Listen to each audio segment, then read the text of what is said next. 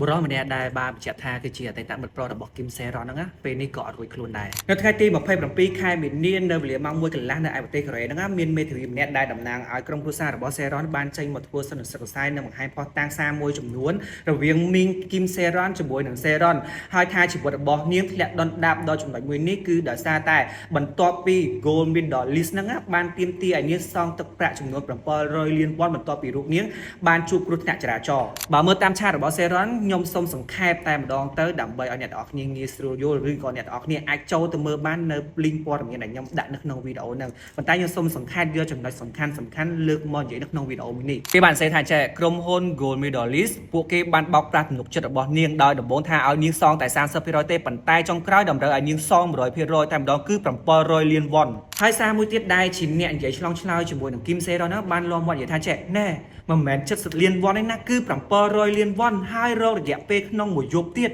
ឈួតមែនហ្នឹងហើយសេរ៉នក៏បានពំនាំយកពាក្យដែលខាងក្រុមហ៊ុនគេនិយាយហ្នឹងទៅប្រាប់ដៃគូម្ខាងទៀតដែលជាអ្នកឆ្លងឆ្លើយសារទៅមកហ្នឹងគឺបាននិយាយថាចេះ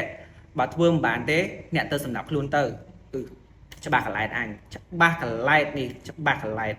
តែខ្ញុំអត់ទាន់ហ៊ានអះអាងថារឿងទាំងអស់នេះគឺមកពីក្រុមហ៊ុននេះណាខ្ញុំជឿថាវាមានរឿងជាច្រើននៅខាងក្រោយខ្នងនៃការសម្លាប់ខ្លួនរបស់គឹមសេរ៉នមិនមែនតែរឿងរបស់ក្រុមហ៊ុនហ្នឹងតែមុខទេខ្ញុំជឿអញ្ចឹងហើយមេធាវីម្នាក់នោះក៏បានចេញមកអះអាងបដិសេធថាព័ត៌មានម្ដាយមីងរបស់នាងដែលចេញលើកដំបូងហ្នឹងគឺមិនមែនជាការពិតនោះទេមិនមានជាប់សាច់ឈាមអីទេមិនដឹងថាមីងហ្នឹងមកពីណាពីណីទេប៉ុន្តែចំពោះទំនាក់ទំនងមីងក្មួយរបស់សេរ៉នពិតប្រាកដគឺពិតជាមានភាពស្និទ្ធស្នាលជាមួយគ្នាមែនដោយសារតែមានភ័ស្តុតាងជាច្រើនបានបង្ហាញពីភាពស្និទ្ធស្នាលរវាងមីងក្មួយគេថាពួកគេទាំងពីរនាក់ហ្នឹងគឺពិតជាស្និទ្ធស្នាលគ្នាខ្លាំងមែនតើហើយនៅពេលដែលចិត្តបិទសន្និសិទខ្សែហ្នឹងមេធាវីម្នាក់នោះក៏បាននិយាយថាចែកចំពោះរឿងរ៉ាវបរិសម្នាក់ដែលបញ្ជាក់ថារូបគាត់គឺជាអតីតមិត្តប្រុសរបស់គឹមសេរ៉នហ្នឹងឲ្យបរិសម្នាក់ហ្នឹងឆាប់តាក់ទងមកគាត់ភ្លាមជាបន្ទាន់តាមដែលអាចធ្វើបានព្រោះថាបរិសម្នាក់ហ្នឹងអាចប្រឈមមុខតាមផ្លូវច្បាប់ប្រសិនបើព័ត៌មានដែលគេនិយាយទាំងអស់នោះគឺវាមិនមែនជាការពិតចំណែកឯមេធាវីបូក៏បានបង្ហាញនៅឆាកជជែកគ្នារវាងសេរ៉នហើយនិងសូយុនផងដែរដែលយកអំពីទំនាក់ទំនងស្នេហារបស់ពួកគេក៏ដូចជាបានបង្ហាញនៅសម្បត្តិមួយច្បាប់ដែលសេរ៉នបានសរសេរផ្ញើទៅសូយុន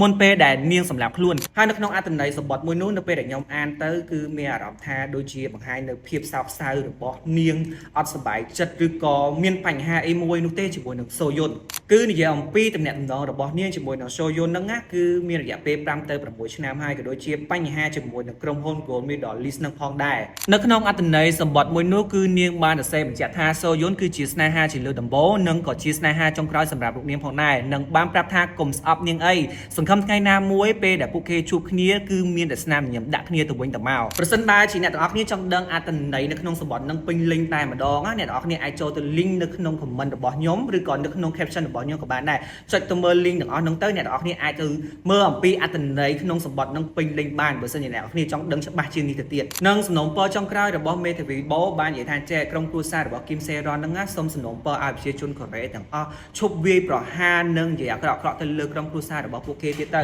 ហើយសម្រាប់ព័ត៌មានទាំងអស់ហ្នឹងគឺគេមិនចង់ទាញឲ្យពាក់ព័ន្ធជាមួយនឹងគឹមសូយុននោះទេសូមបញ្ឈប់ការប៉ាន់ស្មាននិងវាយប្រហារទៅលើសូយុនទៀតទៅទាំងអស់នេះគឺជាព័ត៌មានដែលទើបតែអាប់ដេតថ្មីតែម្ដងហើយខ្ញុំយកមកបកស្រាយជូនអ្នកទាំងអស់គ្នាឲ្យបានដឹងអំពីដំណើរស៊ើបអង្កេតពាក់ព័ន្ធរឿងរ៉ាវរបស់គឹមសេរ៉នហើយខ្ញុំសង្ឃឹមថារឿងរ៉ាវមួយនេះណា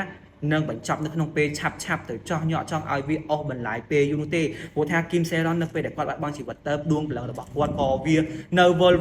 ឬអាចនិយាយបានថាអត់តទៅចាប់ខណាតណាបានព្រោះដោយសារតែនៅមិនតល់សង្ស័យដោះស្រាយចោះដោះស្រាយឡើងធ្វើឲ្យអ្នកស្ដាប់នោះពិបាកហ្មងទៅស្លាប់ទៅហើយគឺនៅតែពិបាកដូចគ្នា